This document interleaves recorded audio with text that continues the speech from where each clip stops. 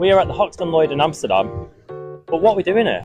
Well, I'll tell you what we're doing here. Well, I'm over in the Eastern Docklands area of the city, both for this year's sail festival and to get a proper snoop around the neighbourhood. And we'll get back to the sail festival in a little bit. Time to get right in the map, so I met up with local Hox friend and photographer Emma, who knows East Amsterdam like the back of her hand. So after a quick snoop around the area, we found ourselves at the local bakery Olafbrood. It's a slower pace on the east side. The neighbourhood's packed out with good stuff, from green spaces and art galleries to local cafes and bakeries. You can do all the research you like, but there's nothing quite like local knowledge. And Emma's definitely got it. In fact, her auntie actually designed this building.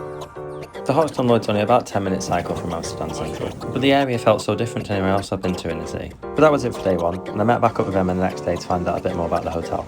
It's a building that lived many lives, from emigrant hotel, a refugee shelter, and an artist residence, and now, of course, our beloved Hoxton Hotel. Alright, time for a bit of lunch at the hotel's restaurant and terrace.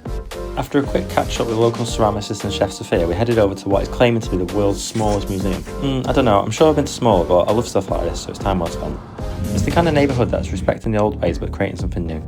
Okay, back over to the Hoxton Lloyd to find out a bit more about this festival. It's a great timing because sale is starting today and we are still celebrating Amsterdam's 750th birthday. One of the big perks about the Eastern Docklands area is how well connected it is to the rest of the city. So we jumped on one of the free ferries and headed north of the city. Got a bit of culture ticked off and went to the film museum, and even had time to meet with our man Clayton, who's recently made the city his home. Sail Festival itself only happens once every 5 years. It's basically a massive celebration of all things nautical. The whole city transformed into what feels like world's largest open-air harbour museum. It started in 1975 for Amsterdam's 700th birthday and has since grown into one of the biggest maritime events on the planet.